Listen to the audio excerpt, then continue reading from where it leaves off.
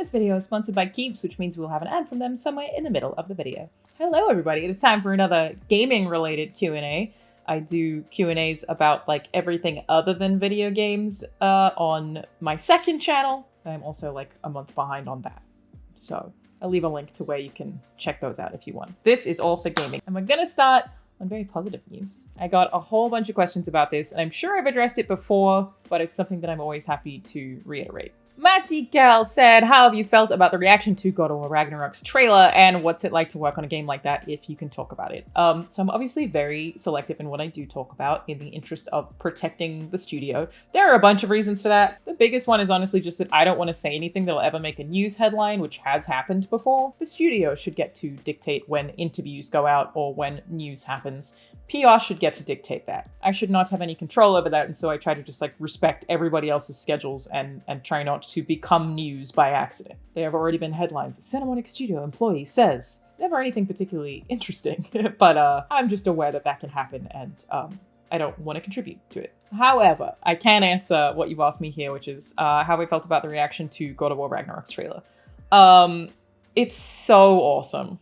I've actually not sat down to watch reaction videos yet. I think I'll probably do that on Friday. I might stream that on Twitch because that is extra cool. And so obviously this is the second trailer. This isn't our first trailer. And I think what gets me about this one is that people are excited and I just keep going, that's just the beginning. You have no idea. And yeah, at this point, I'm just really, really, really, really excited for people to play it. I can't wait. I can't wait to, you know, see the fan reactions to it and watch streams and just see how people react to certain story beats. And it's just, you're in for a ride. And I say that as someone who still largely feels like a bystander. I did very little work on this game. I am in the credits, and that is very, very cool to have, you know, done enough work to be in the credits. It's I think the third AAA game that I have a credit in, but definitely the one that I had the biggest hand in. And yeah, it's really surreal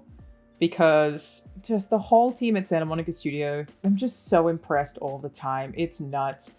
The people I get to work with are so good at what they do on so many levels that I've never experienced at any other company before. Everyone is so talented and hardworking, and I'm just blown away by the stuff that people come up with and the stuff that I get to see and seeing the creativity on display. But it's also, yeah, I can't wait for people to play the game and to experience it.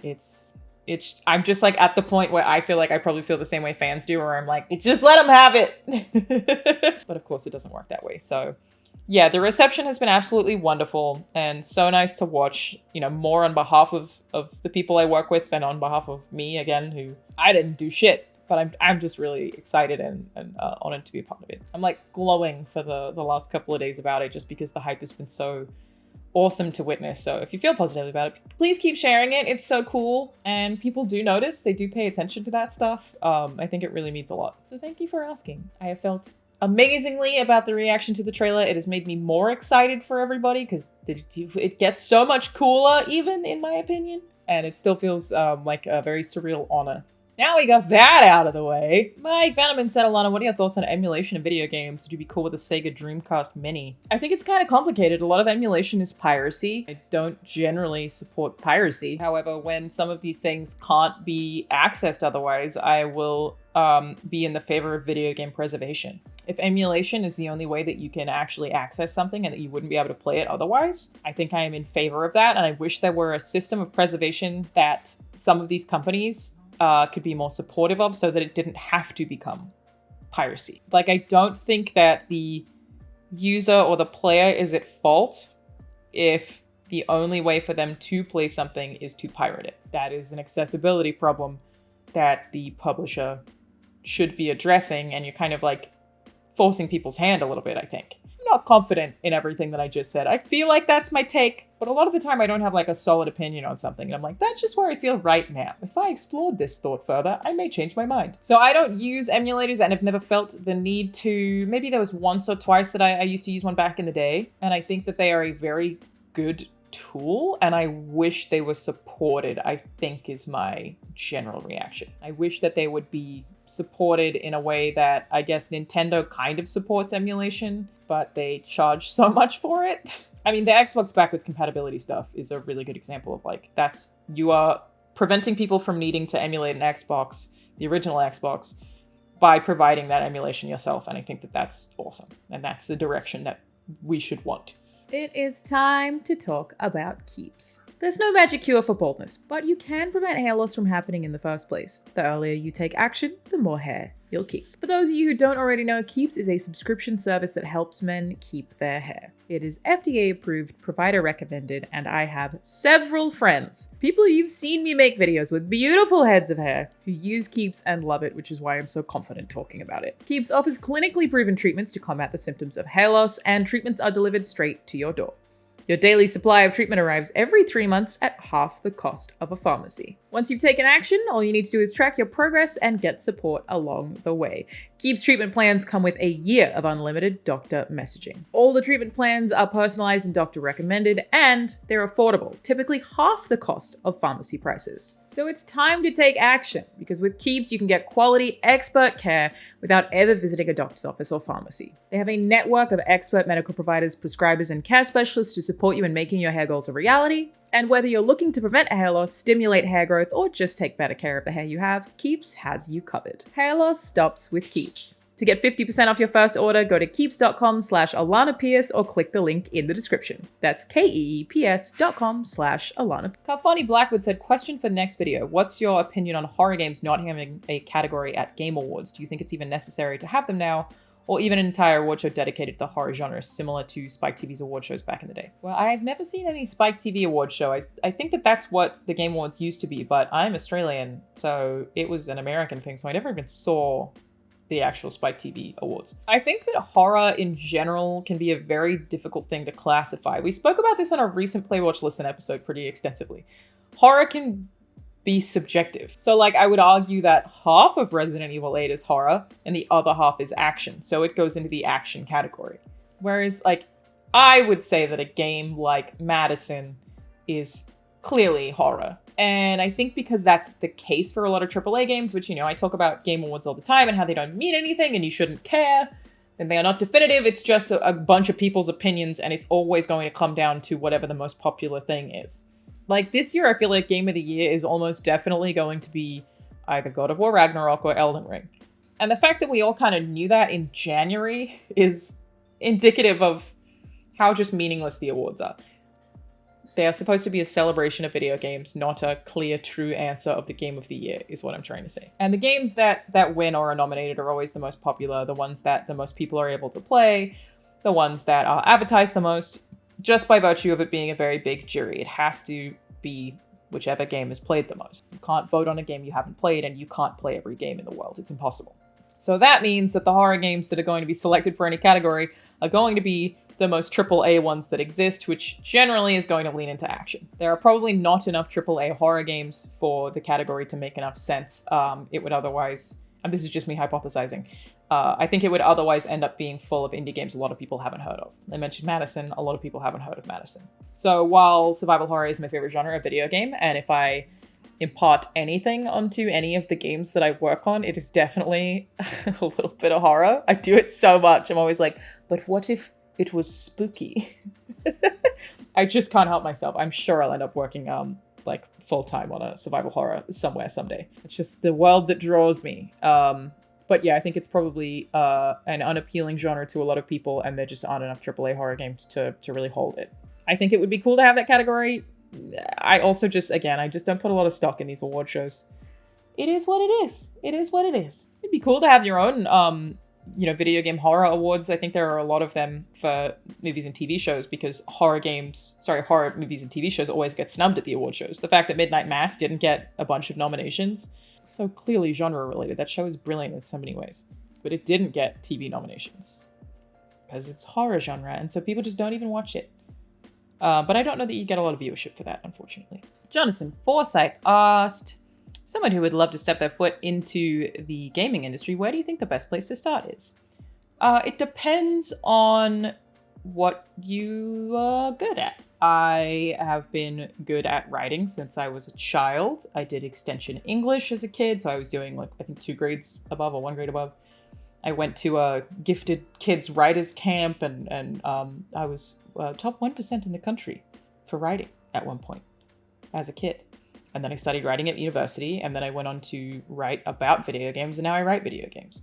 For me, it's a very easy path. For a lot of other people, you just kind of have to figure out what your equivalent of that is. What's the thing you've always been really good at? Because the games industry has so many roles. So many roles. Artists, programmers, designers. You can do accounting, you can do engineering, you can do marketing, you can do PR. There are so many facets of the games industry, and it's a huge industry and it's only getting bigger. So it's not like possible, I don't think, to just be like, I want to work in that industry and weasel your way in. Of course, it's very competitive, so you have to have a very competitive resume. They get 1,000 applicants a day from people who don't have the right experience that just get discarded. I've been part of the hiring process at a lot of these big companies. So you have to have excelled in something other than just liking video games. The amount of cover letters I've read that have just been like, I love video games. We're like, of course you do.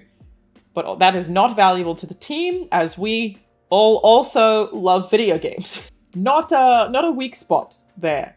So it's more about like, what skills do you have independently of liking video games that you can see a path in the games industry? And that is step one, is figure out what that is, get the qualifications where that thing is concerned, and then you start applying for jobs. Obviously, networking is super important, but that's my basic piece of advice.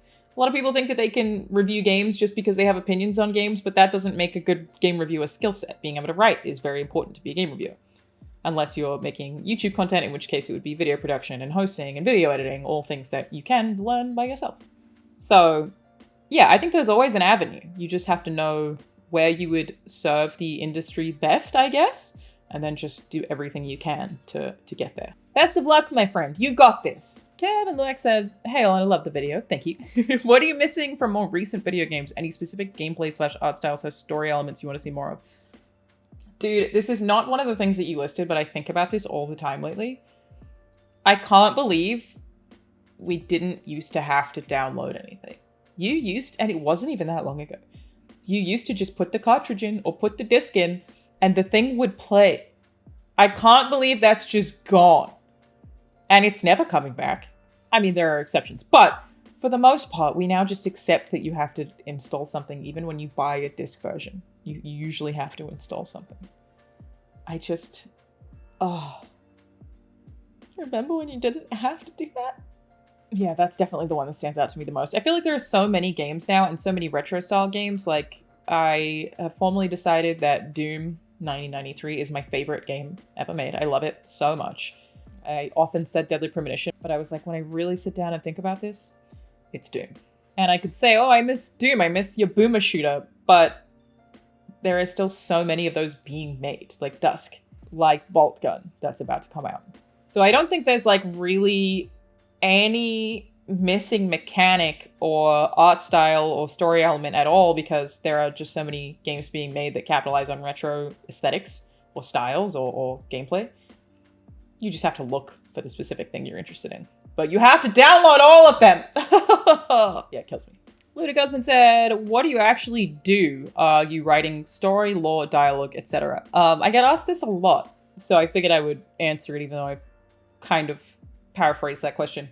The writers on my team write everything. We all write everything. With the exception of, like, there are things that I'm better at writing and things that I'm not good at writing. Not good at writing romance. So, like, if something romantic existed, I would pass on it. I'd be like, probably this person is better at writing this, so they should write that. You just, like, play to the team's strengths. In case of my team, we all write everything.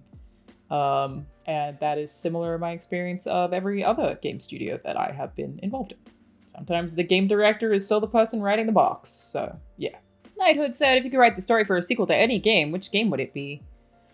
I don't really think about video game writing this way. My thing is that I always just want to work with a good team. So I don't care what story I write, I just care about the people that I write it with. And about how the team works and about learning from that team. That said, a Red Dead Redemption 3 would kill me. Alrighty, that is it for me today, everybody. If you want to leave questions for next month, leave them in the comments below. I will just pick through them next month when I answer them. And like I said, if you would like to ask questions for the next personal Q&A, I'll leave a link in the description to where you can do that. I'll probably record that over the weekend because I am very behind on that. Thank you for watching. I'll see you guys next time.